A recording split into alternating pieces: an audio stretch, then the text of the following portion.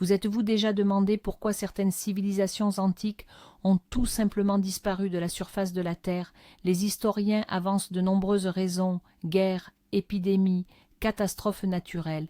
Mais et si je vous disais qu'il existe une autre raison, bien plus épicée, dont on préfère ne pas parler ouvertement? Aujourd'hui, nous allons nous plonger dans les textes les plus anciens pour découvrir 3 péchés sexuels pour lesquels, selon la croyance populaire, Dieu a anéanti des nations entières. Vous serez choqués de voir à quel point ces récits sont encore pertinents aujourd'hui. Préparez-vous, ce ne sera pas un voyage facile, mais il sera fascinant. Avant de nous lancer dans cette analyse, mettons un peu de contexte. Lorsque nous parlons de Dieu et de l'anéantissement des peuples, nous faisons bien sûr référence aux anciens textes bibliques et parabibliques. Il ne s'agit pas d'un simple recueil de règles, mais plutôt d'une chronique des relations entre l'humanité et une puissance supérieure qui, selon ces textes, établissait certaines normes morales. C'est précisément la transgression de ces normes, notamment dans le domaine de la sexualité, qui a souvent entraîné des conséquences dramatiques pour des villes entières et même des nations. Pensez aux catastrophes les plus célèbres de l'Antiquité. Elles n'étaient peut-être pas de simples coïncidences, mais plutôt une réponse directe à des actions humaines. Commençons sans plus tarder par le premier point de notre liste, une expression devenue un nom commun. Chacun d'entre vous a sûrement déjà entendu les termes Sodome et Gomorrhée ou le péché de Sodome. Mais que se cache-t-il réellement derrière ces mots? Nous parlons ici d'événements décrits dans le livre de la Genèse où 2 cités florissantes, Sodome et Gomorrhe, furent littéralement rayées de la carte par le feu et le soufre. Imaginez la scène. Selon le récit biblique, ces villes étaient tellement plongées dans la débauche que le cri de Sodome et de Gomorrhe était monté jusqu'au ciel. Dieu décide alors de vérifier la véracité de ces faits et envoie 2 anges sous l'apparence de simples voyageurs. Lot le juste, neveu d'Abraham, qui vivait à Sodome, les rencontre et les invite chez lui pour les protéger des dangers de la nuit en ville. Et c'est là que l'horreur commence. À peine les anges avaient-ils franchi le seuil de la maison qu'une foule l'encercla. Et il ne s'agissait pas d'un simple groupe de voyous. La Bible le souligne. Les gens de la ville, les habitants de Sodome, depuis les jeunes jusqu'aux vieux, tout le peuple, de tous les quartiers de la ville. Autrement dit, toute la population masculine de Sodome s'était rassemblée devant la maison de Lot, et leur exigence était terrible et sans équivoque. Ils crièrent à Lot, « Fais-les sortir pour que nous les connaissions ». Le verbe hébreu « connaître » dans ce contexte ne signifie qu'une seule chose, avoir des relations sexuelles. La foule exigeait qu'on leur livre les hôtes pour un viol collectif. Aujourd'hui, certains tentent d'édulcorer ce récit en affirmant que le principal péché de Sodome était l'inhospitalité. Mais soyons honnêtes, le texte parle de toute autre chose. Leur niveau de dépravation était tel qu'ils étaient prêts à s'emparer par la force des invités, des étrangers qui se trouvaient sous la protection sacrée de l'hôte. Désespéré, Lot sort et propose à la foule l'impensable, ses 2 filles vierges, disant « Faites-leur ce qu'il vous plaira, seulement à ces hommes ne faites rien ». Cet acte effroyable de Lot ne fait que souligner à quel point les intentions de la foule étaient monstrueuses. Mais il ne voulait pas de femmes, c'étaient des hommes qu'il désirait. Ils commencèrent à forcer la porte, menaçant Lot de représailles encore plus terribles. C'est à ce moment précis que les anges aveuglent les assaillants et sauvent Lot et sa famille, leur ordonnant de fuir la ville sans tarder. Puis une pluie de feu et de soufre s'abat sur Sodome et Gomorrhe, une destruction totale et inconditionnelle. Ainsi, le péché de Sodome n'est pas simplement l'homosexualité, comme beaucoup le pensent de manière simpliste. Il s'agit d'un comportement sexuel agressif, violent et prédateur, érigé en norme pour toute une société. C'est une absence totale de freins moraux, où la luxure devient la seule loi et la violence le moyen de la satisfaire. C'est là le véritable péché de Sodome pour lequel, selon les Écritures, un si terrible châtiment fut infligé. Passons maintenant au 2e péché sexuel, peut-être encore plus insidieux, car il se dissimulait sous le masque de la piété et de la religion. Il s'agit de la prostitution cultuelle et des rituels sexuels, largement répandu chez les anciennes tribus cananéennes, ces peuples sur la terre desquels, selon la Bible, les Israélites arrivèrent. Pour saisir toute l'ampleur de ce phénomène, il faut un instant se plonger dans leur vision du monde. Les Cananéens vénéraient des divinités de la fertilité telles que Baal et Astarté. Leur logique était simple. Pour que la terre produise des récoltes, pour que le bétail se multiplie et que les familles aient des enfants, il fallait aider les dieux, leur montrer ce que l'on attendait d'eux.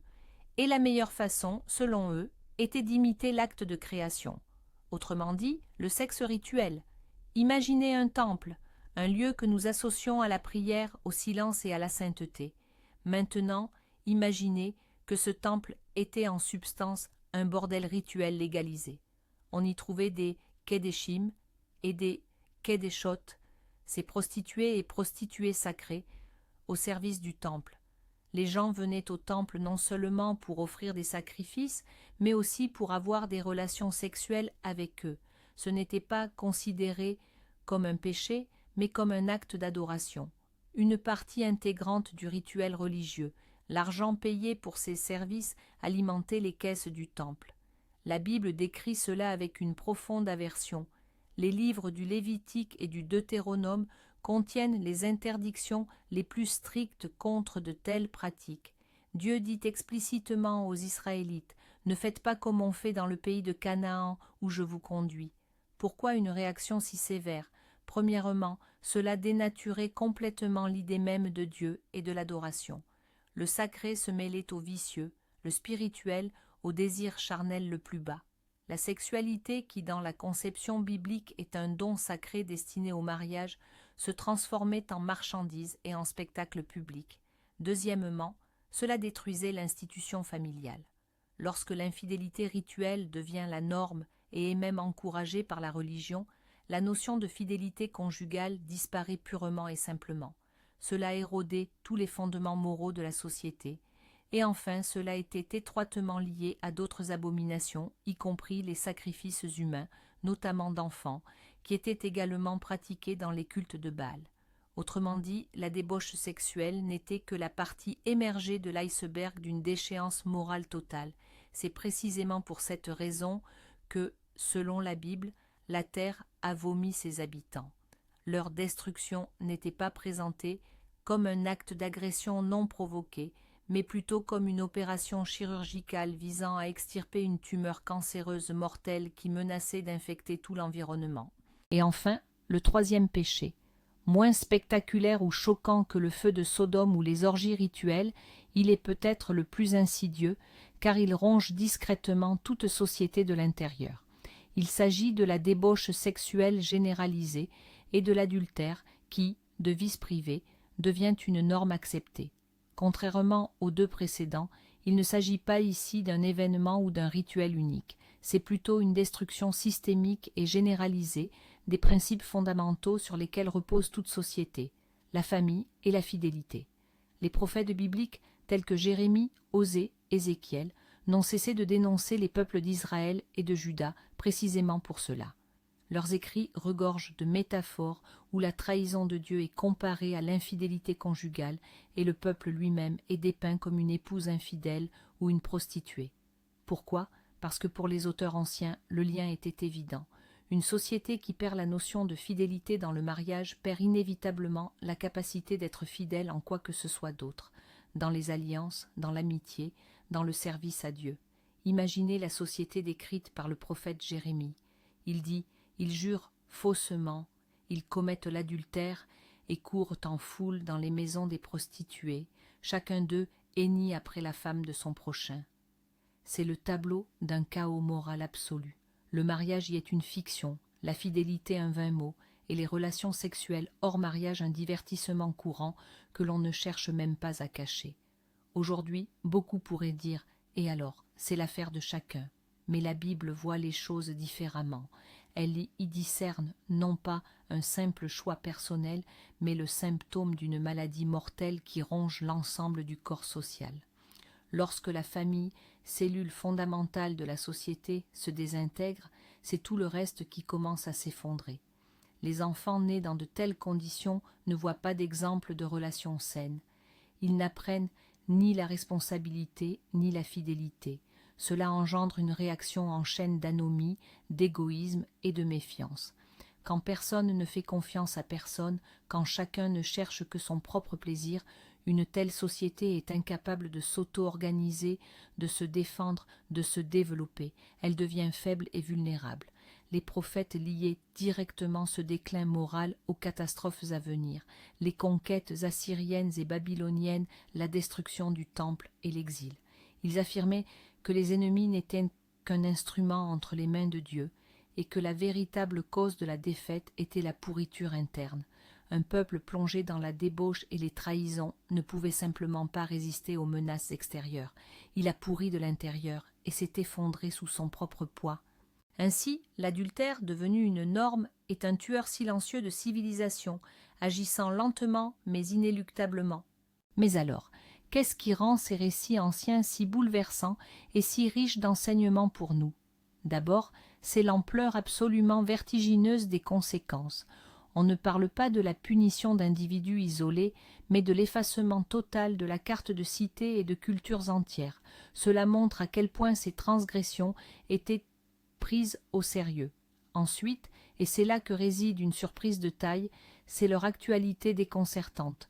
Si on y regarde de plus près, bon nombre de ces problèmes anciens, la destruction de la famille, la promiscuité sexuelle, la quête du plaisir à tout prix, ressemblent étonnamment aux défis que nous affrontons dans notre monde contemporain.